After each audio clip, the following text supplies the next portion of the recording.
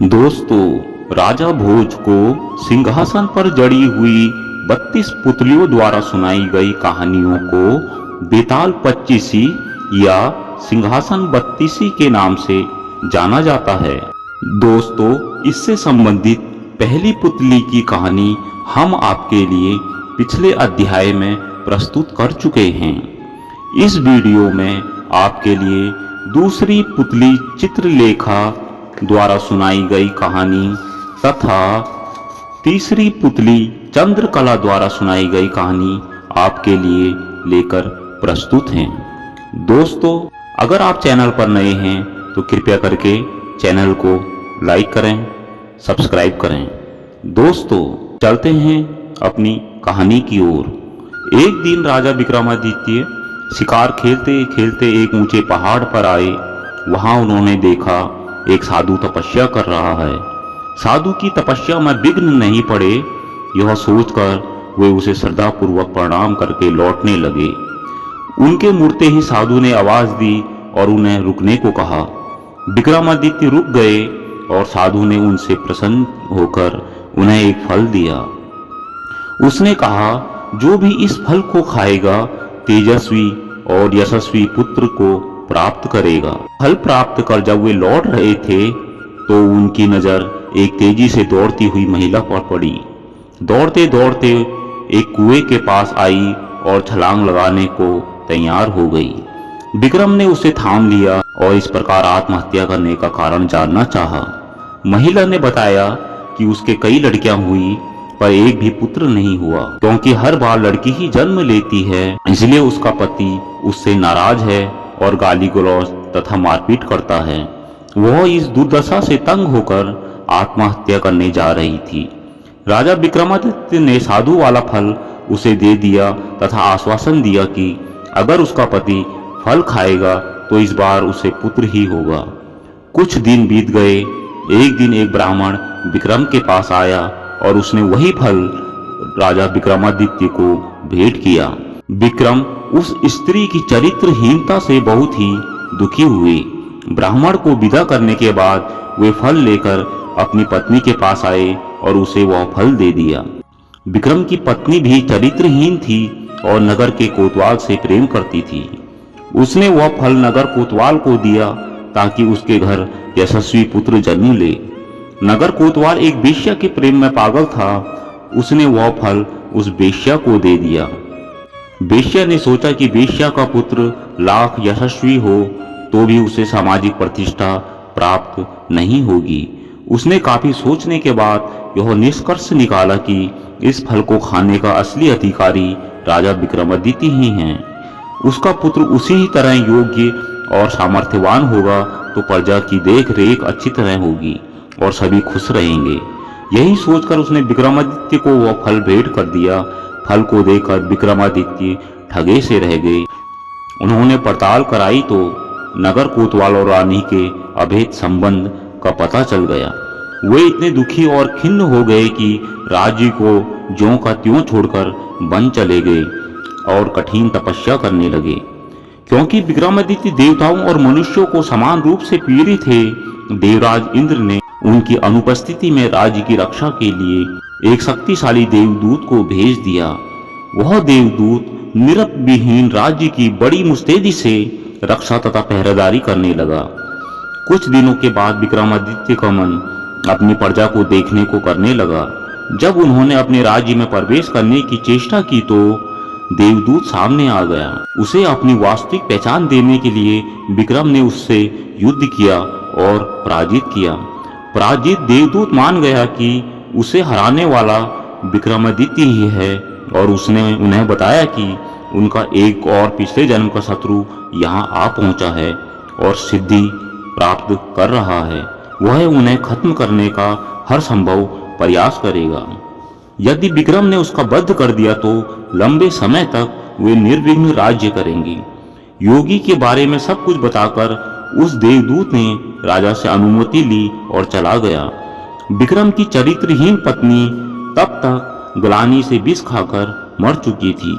विक्रम ने आकर अपना राजपाट संभाल लिया और राज्य का सभी काम सुचारू पूर्वक चलने लगा। कुछ दिनों के बाद उनके दरबार में वही योगी आ पहुंचा। उसने विक्रम को एक ऐसा फल दिया जिसे काटने पर एक कीमती लाल मणि निकली। पारितोषिक के बदले उसने विक्रम से उनकी सहायता की कामना की। विक्रम सहस्त्र तैयार हो गए और उसके साथ चल पड़े। वे दोनों शमशान पहुंचे तो योगी ने बताया कि एक पेड़ पर बेताल लटक रहा है और एक सिद्धि के लिए उसे बेताल की आवश्यकता है। उसने विक्रम से अनुरोध किया कि वे बेताल को उतार कर उसके पास ले आएं।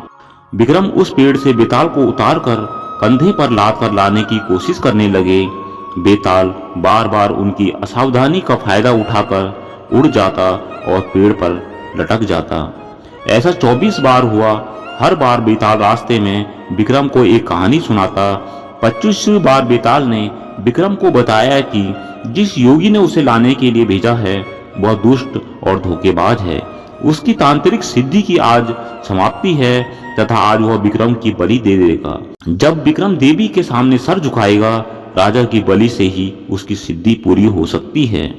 विक्रम को तुरंत इंद्र के देव की चेतावनी याद आ गई। उन्होंने बेताल को धन्यवाद दिया और उसे लादकर योगी के पास ले आए। योगी उसे देखकर अत्यंत हर्षित हुआ और विक्रम से देवी के चरणों पर सर झुकाने के लिए कहा। विक्रम ने योगी को सर झुकाकर विधि बतलाने को कहा। जो ही योगी ने अपना सर देवी के चरणों में झुकाया कि विक्रम ने तलवार से उसकी गर्दन काट दी। देवी बलि पाकर प्रसन्न हुई। मां ने कहा कि स्मरण करते ही ये दोनों बेताल विक्रम की सेवा में उपस्थित हो जाएंगे। विक्रम देवी का आशीष पाकर आनंद पूर्वक वापस महल लौट गए। दोस्तों, कहानी नंबर 2 यहीं पर समाप्त होती है। शुरू करते हैं अपनी तीसरी कहानी, जिसे चंद्रकला पुतली द्वारा सुनाया गया था। एक बार पुरुषार्थ और भाग्य में इस बात पर ठन गई कि कौन बड़ा है। पुरुषार्थ कहता है कि बगैर मेहनत के कुछ भी संभव नहीं, जबकि भाग्य का मानना था जिसको भी मैं मिलता हूँ बड़े भाग्य से मिलता हूँ की कोई भी भूमिका नहीं होती है। उनके विवाद ने ऐसा उग्र रूप ग्रहण कर लिया कि दोनों को देवराज इंद्र के पास जाना पड़ा। झगड़ा बहुत ही पेचीदा था, इसलिए इंद्र भी चकरा गए।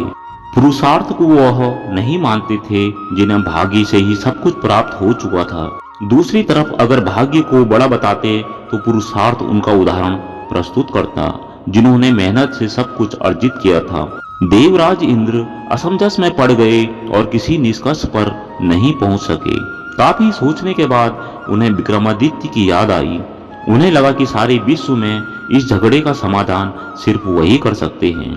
उन्होंने पुरुषार्थ और भाग्य को विक्रमादित्य के पास जाने के लिए कहा। पुरुषार्थ और भाग्य मानव भेष में विक्रम के पास चल पड़े। विक्रम के पास जाकर उन्होंने अपने झगड़े की बात रखी। विक्रमादित्य को भी तुरंत कोई समाधान नहीं सूझा। उन्होंने दोनों से 6 महीने की मोहलत मांगी और उनसे 6 महीने के बाद ही आने को कहा। जब वे चले गए तो विक्रमादित्य ने काफी सोचा, किसी निष्कर्ष पर नहीं पहुंच सके तो उन्होंने सामान्य जनता के बीच भेष बदलकर घूमना शुरू किया। काफी घूमने के बाद भी जब कोई संतोषजनक हल नहीं खोज पाए तो दूसरे राज्यों में भी घूमने का निर्णय लिया। काफी भटकने के बाद भी जब कोई समाधान नहीं निकला तो उन्होंने एक व्यापारी के यहाँ नौकरी कर ली। व्यापारी ने उन्हें नौकरी उनके यह कहने पर दी कि जो भी काम दूसरे नहीं कर सकते वे कर देंगे। कुछ दिनों बाद व्यापारी जहाज पर अपना माल लाद कर दूसरे देशों में व्यापार करने के लिए समुद्री रास्ते से चल पड़ा। अन्य नौकरों के अलावा उसके साथ विक्रमादित्य भी थे। जहाज कुछ ही दूर गया होगा कि भयानक तूफान आ गया। जहाज पर सवार लोगों में भय और हताशा की लहर दौड़ गई। किसी तरह जहाज एक टापू के पास आया और वहां लंगर डाल दिया गया। जब तूफान समाप्त हुआ तो लंगर उठाया जाने लगा, मगर लंगर किसी के उठाए न उठा। अब व्यापारी को याद आया कि विक्रमादित्य ने यह कहकर नौकरी ली थी कि कोई जो न कर सकेगा वे कर देंगे। उसने विक्रम से लंगर उठाने को कहा। लंगर उनसे आसानी से उठ गया। लंगर को उठाते ही जहाज ऐसी गति से आगे बढ़ गया कि टापू पर विक्रम छूट गए। उनकी समझ में नहीं आया कि यह क्या हुआ। द्वीप पर वो अकेले ही छूट गए। वे उस द्वीप पर घूमने निकल पड़े। घूमते घूमते उन्हें एक नगर दिखाई दिया। नगर के द्वार पर एक पट्टिका टंगी थी जिस पर लिखा था कि वहां की राजकुमारी का विवाह विक्रमादित्य से होगा। वे चलते चलते महल तक पहुंचे। राजकुमारी उनका परिचय पाकर खुश हुई और दोनों का विवाह हो गया। कुछ समय के बाद वे कुछ सेवकों के साथ अपने राज्य की ओर चल पड़े। रास्ते में विश्राम के लिए जहां डेरा डाला वहीं एक सन्यासी से उनकी भेंट हुई। सन्यासी ने उन्हें एक माला और एक छड़ी दी। उस माला की दो विशेषताएं थी।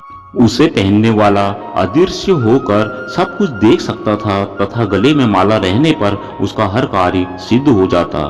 छड़ी से उसका मालिक सोने के पूर्व कोई भी आभूषण मांग सकता था। सन्यासी को धन्यवाद देकर विक्रम अपने राज्य लौटे। एक उद्यान में ठहरकर संग आए सेवकों को वापस भेज दिया गया तथा अपनी पत्नी को संदेश भिजवाया कि शीघ्र ही वे उसे अपने राज्य में बुलवा लेंगे। उद्यान में ही उनकी भेंट एक ब्राह्मण और एक भाट से हुई। वे दोनों काफी समय से उस उद्यान की देखभाल कर रहे थे।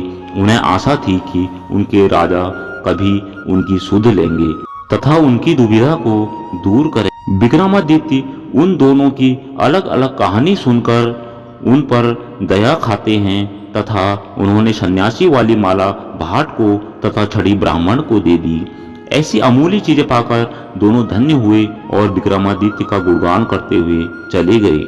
विक्रम राज दरबार में पहुंचकर अपने कार्य में संलग्न हो गए। 6 मास की अवधि पूरी हुई तो पुरुषार्थ तथा भाग्य अपने फैसले के लिए उनके पास आए। विक्रम ने उन्हें बताया कि वे एक दूसरे के पूरक हैं। उन्हें छड़ी और माला का उदाहरण याद आया।